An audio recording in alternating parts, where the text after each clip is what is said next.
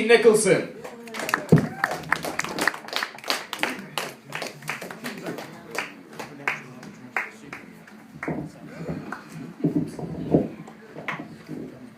All right, after the last time I was up here, I have to work on my microphone skills. I wasn't keeping it up close enough to my mouth.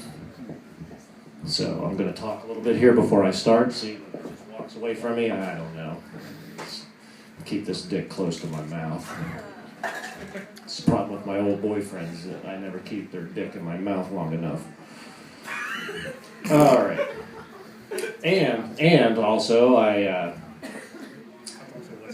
don't know. I mean, I don't know how long you guys manipulate your jokes before you get up here, but I was doing it up until last night, and now I don't even freaking know my own jokes. You know, I did a printout today again of it, and messing around with it, and reprinted it again, and now I don't even fucking know it. So we'll start. I'm going to hold this sheet here. All right, where are we going to start here? All right, I was reading this article about a sinkhole the other day. It's a local sinkhole. And this sinkhole is going to cost you guys about $1 million. And I'm thinking to myself, man, this is a big sinkhole. I mean, how much dirt can actually go into $1 million hole? You know, in a pipe for water. So I was thinking that this quite possibly would have to be like a $1 million pothole. I wrote this joke on the way to work, by the way, when I hit this huge damn pothole after this winter crap. So the $1 million pothole, now I really don't know how much dirt costs, but I do know how much weed costs. And I know that $1 million worth of weed isn't going into that hole. We throw a couple bongs in there for pipes for water, but we're still not making $1 million to fill this hole. So my idea was just take a bunch of weed and fill this hole with it, and everybody can come down with a little bag of dirt, and we'll give them a sack of weed. Now, when they get the sack of weed, you know, whatever they want to do with it, it's not my problem, but we're getting the hole filled pretty cheap. And I think that would bring down the cost pretty low. But now, in order to bring them down even further, we can get the Mexicans involved.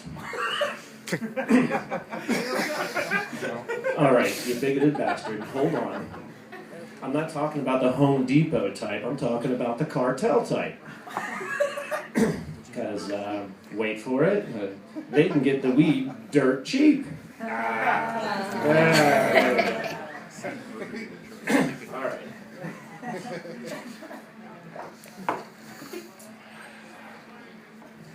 Here's when I realized that I don't have as much testosterone as all the other males in my species.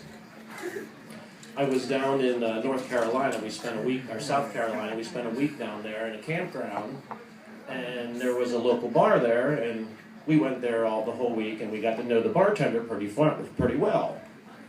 And I go into their bathroom, and there above the urinal, there's a block of wood with padding on it.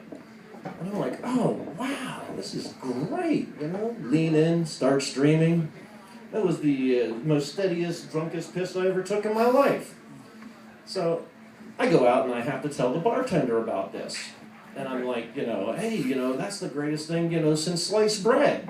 I said, you know, I need one of them at my local bar. And she sort of looks at me funny and says, you really don't know what they're for, do you? I'm like, no, I really, really don't. Now, South Carolina, we were down by Parris Island, which is a Marine base. And I guess they get a lot of guys in there from the Marine base. And she's like, well, you really don't know what these are for. And I'm like, I gave her my ideas on it. You know, I figured it was a pissing rest, you know. And she's like, she looks at me with this devilish smile and goes, no. She says, when you're in there taking a piss, Marines just come in and smash your head against the wall. And that's when I realized, it's like, whoa, maybe I'm not a whole man here, or maybe I just need to take one of them T-pills you see from the commercials. I just never wanted to walk in and smash a guy's head against the wall in a urinal.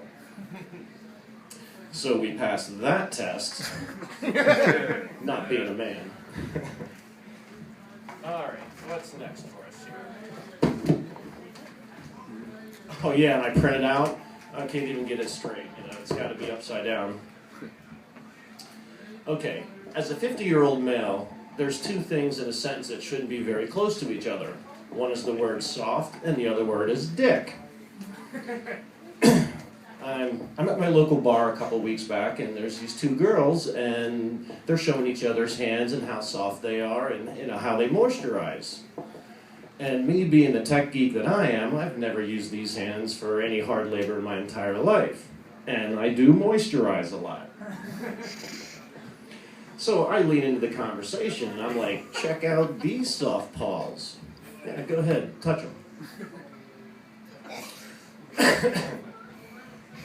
So, me thinking this is a pickup line, I just sort of lean over in between the two of them, and I'm like, you think that's nice? You should feel how soft my dick is. Now, as soon as that came out of my pie hole, I realized, I'm just done right there at that spot.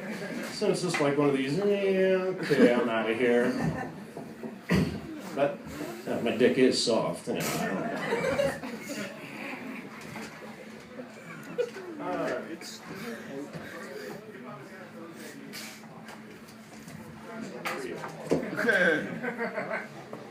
God and a good-looking woman are a lot alike to me. They both give life. God created life. Women can give birth.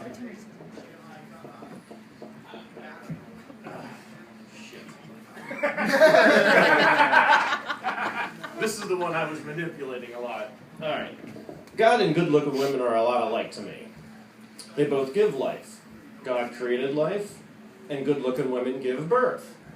They both take life also. God kills in mysterious ways, and a good-looking woman can give birth.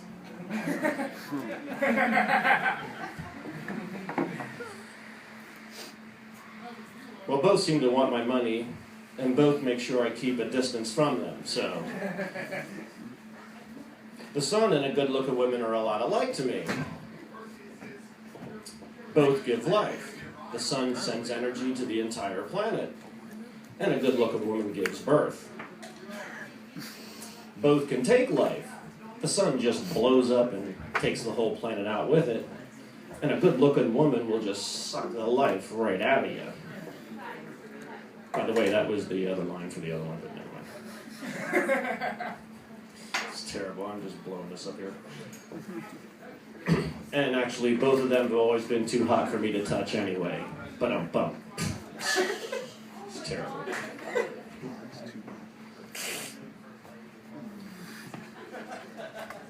Well, hot women and me, that's probably the funniest joke I'm going to tell here all night, but none of you guys will get it. Seduction. I've never been able to seduce anybody in my life. It's just always easier to get them drunk and then just take advantage of them. And just skip the whole seduction level. I mean, seduction to me is like when two tectonic plates, one slides underneath another due to the movement of magma. What, no geologists here tonight? Come on. All right, so we'll try the alternate end of that joke. Seduction. What one woman does to another woman's meat curtains when she's going down on her. Seduction. When two lesbians are scissoring and they get stuck. You gotta pull them apart. Now they have the suction marks all around their vajayjay. And, what multicellular creature would not want to be in between that? And I know what all you guys are thinking, right? Okay. Where'd cheat sheet go?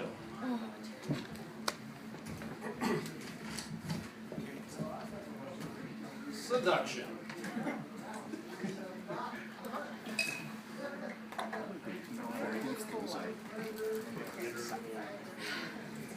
Oh yeah, maybe a little bit more than that. Yeah, right, guys. You know what I'm talking about. Every donut needs a little bit of yeast, right?